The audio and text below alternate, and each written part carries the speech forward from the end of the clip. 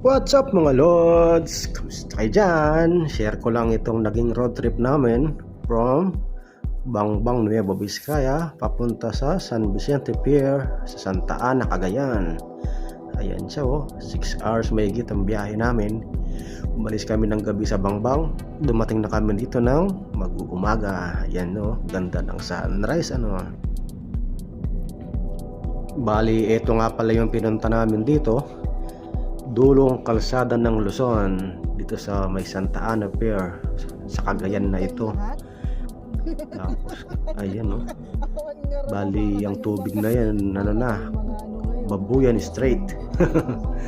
Tapos yung Babuyan Island nandyan na rin. Tapos nandyan na rin yung Camiguin tsaka Batanes.